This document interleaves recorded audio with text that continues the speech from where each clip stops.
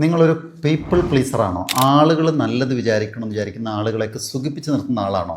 അതറിയാനുള്ള 3 ലക്ഷണങ്ങൾ നോക്കാം.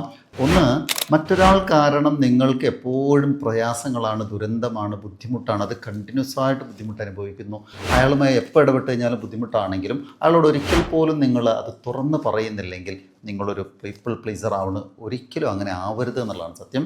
രണ്ടാമത്തെ കാര്യം എന്ന് പറയുന്നത്, നിങ്ങളോട് എത്ര മോശമായിട്ട് പെരുമാറിയാലും, എത്ര ശകാരിച്ച് സംസാരിച്ചാലും, ചീത്ത പറഞ്ഞു കഴിഞ്ഞാലും, നിങ്ങളോട് വഴക്കിട്ട് കഴിഞ്ഞാലും, എന്തൊക്കെ ആയാലും സംയമനം പാലിക്കും. ഒരു തർക്കം ഒഴിവാക്കാൻ വേണ്ടി സംയമനം പാലിക്കുകയും നോ പറയാൻ അറിയാതിരിക്കുകയും ചെയ്യുന്നുണ്ടെങ്കിൽ നിങ്ങളൊരു പീപ്പിൾ പ്ലീസറാണ്. അങ്ങനെ ആവരുത് എന്നുള്ളതാണ്.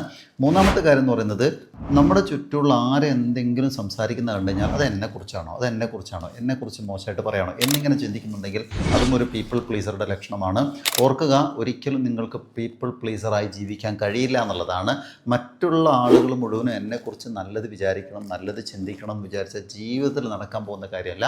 മാത്രമല്ല, സെൽഫ് ഐഡൻറ്റിറ്റി നഷ്ടപ്പെട്ടു പോകുന്നുള്ളതാണ്.